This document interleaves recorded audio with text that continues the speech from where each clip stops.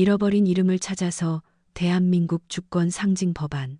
여러분, 머지않은 미래에 펼쳐질 가슴 벅찬 장면 하나를 상상해 보십시오.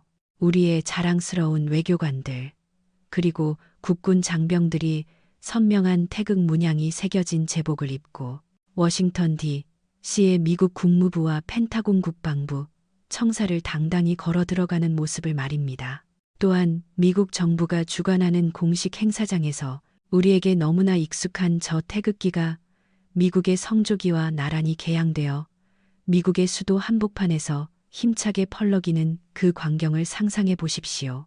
아마 여러분은 이렇게 말씀하실지도 모릅니다. 그건 불가능해. 그건 꿈 같은 이야기야.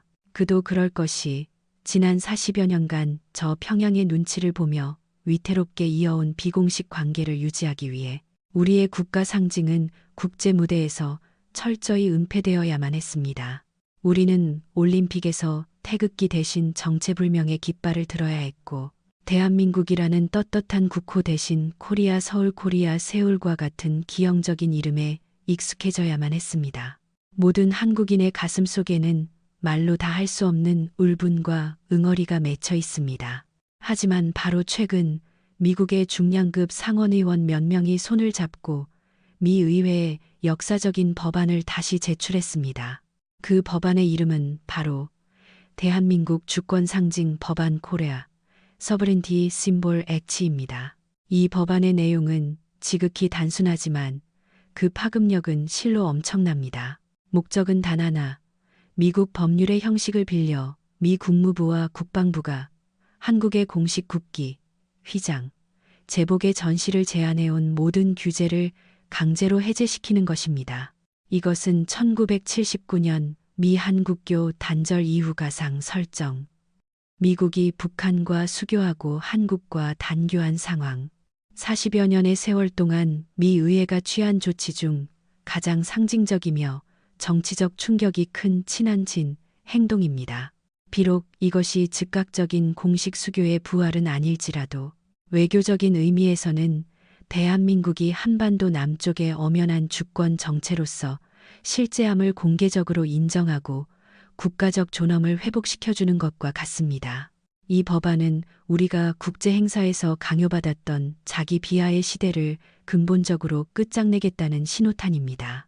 이것은 우리 대한민국이 드디어 준준 주권 국가의 당당한 모습으로 미국의 공식적인 심장부에서 우리의 국가 상징을 드러낼 수 있음을 의미합니다. 도대체 이 이면에는 미국의 대대, 한반도 정책에 어떤 끔찍하고도 놀라운 변화가 숨겨져 있는 것일까요? 이것은 미국이 그동안 유지해온 전략적 모호성에서 벗어나 전략적 선명성으로 나아가는 결정적인 한 걸음일까요? 아니면 그저 의원들의 정치적 쇼에 불과할까요? 그리고 이에 대해 평양의 독재 정권은 얼마나 히스테릭한 반응을 보일까요? 오늘 저는 여러분과 함께 이 법안 뒤에서 벌어지고 있는 미국, 북한, 한국 삼각관계를 송두리째 뒤흔드는 거대한 체스판을 분석해 보고자 합니다. 이 혁명이 얼마나 위대한지 이해하기 위해서는 먼저 역사의 원점으로 돌아가 우리가 겪어야 했던 서름과 이 제안들이 어떻게 생겨났는지 뼈저리게 느껴야 합니다. 이 모든 제안의 강화는 2015년 새해 첫날 워싱턴에 있는 주미 대한제국 공사관 가상 설정, 단교전 대사관저에서 열린 국기 개양식에서 비롯되었습니다. 이곳은 단교 이전 우리의 주권이 살아 숨쉬던 상징적인 장소입니다. 그날 1979년 단교 이후 36년 만에 처음으로 태극기가 그곳에서 개양되었습니다. 이 역사적인 사건은 즉각 평양의 격렬한 항의를 불러왔습니다. 당시 오바마 행정부는 평양을 달래기 위해 즉각적으로 대대 한국 교류 지침을 개정했습니다. 그 내용은 가혹했습니다. 한국 관리들의 미국무부 청사 출입 금지, 공사관에서의 국기 개양 금지, 그리고 미국 정부 소유 건물에서 태극기를 전시하는 것을 엄격히 금지했습니다. 이 엄격한 족쇄는 그렇게 확립되었습니다.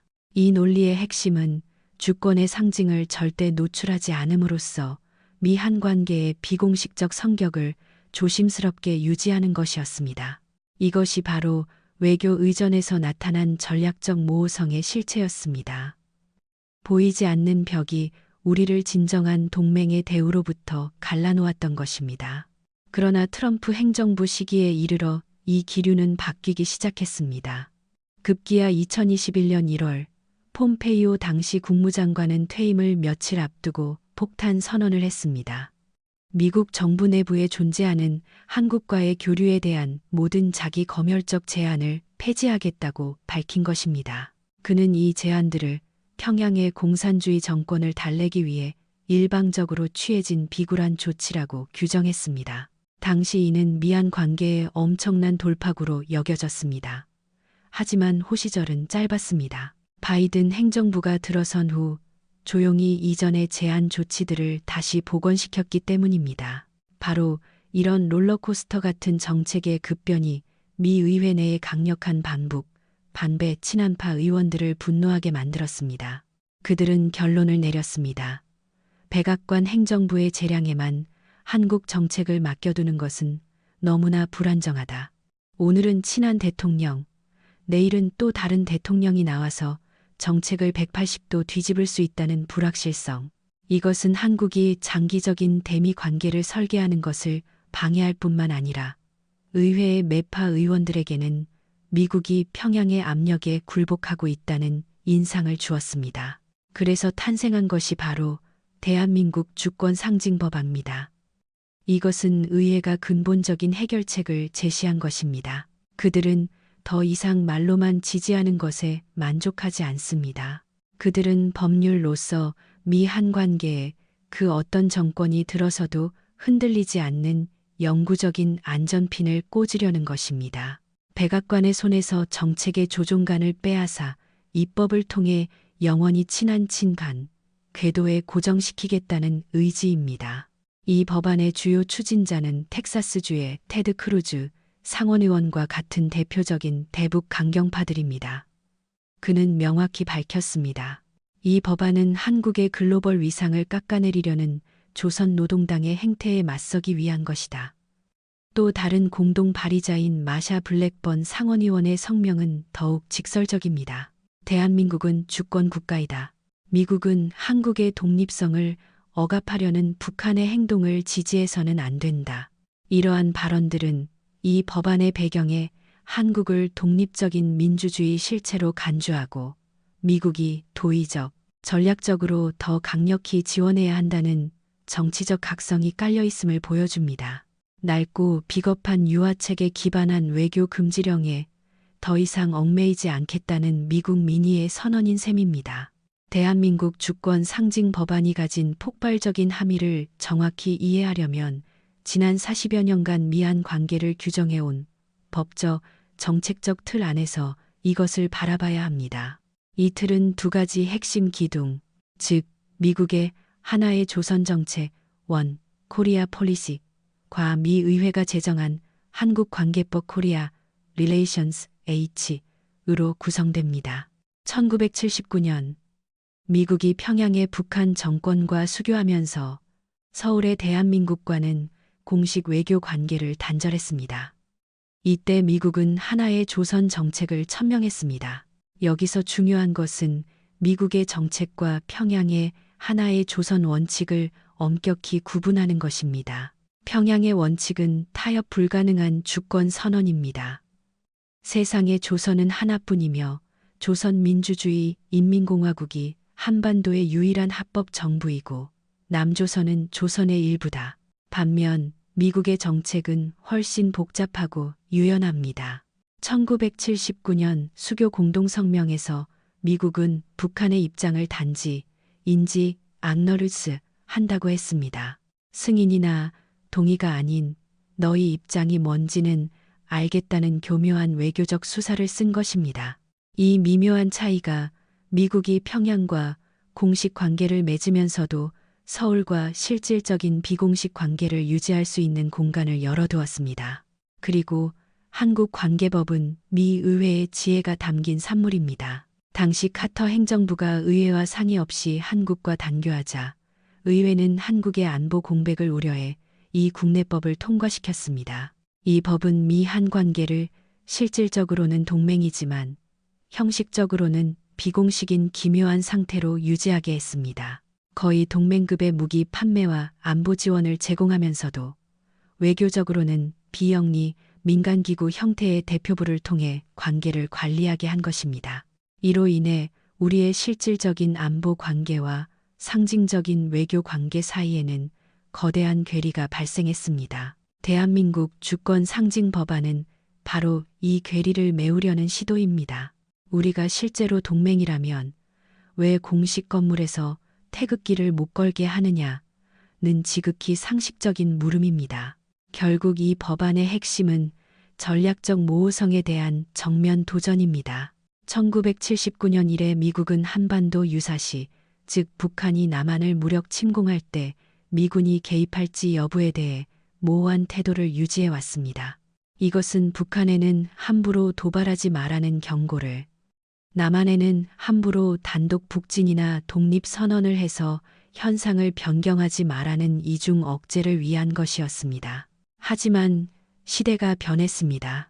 북한의 핵무력과 군사력이 급속히 팽창하고 도발이 일상화되면서 워싱턴 내부에서는 더 이상 모호해서는 안 된다는 격렬한 논쟁이 벌어지고 있습니다. 바이든 대통령이 북한이 침공하면 방어하겠다고 말할 때마다 백악관 참모들이 정책 변화는 없다고 주워담는 모습은 행정부가 겪고 있는 혼란을 보여줍니다. 이때 의회가 내놓은 이 법안은 백악관의 등을 떠미는 것입니다. 법으로 한국의 주권 상징을 인정한다는 것은 정치 외교적으로 전례 없는 선명성을 보여주는 것입니다. 상징의 선명성은 필연적으로 군사 안보의 선명성으로 이어집니다.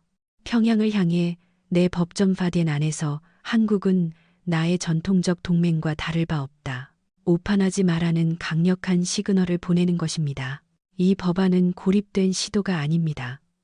미 의회 내에서 초당적으로 일어나고 있는 거대한 친한 입법 파도의 일부입니다. 첫 번째 펀치, 2018년 한국여행법, 고위급 관료의 상호 방문 제안을 깨뜨렸습니다.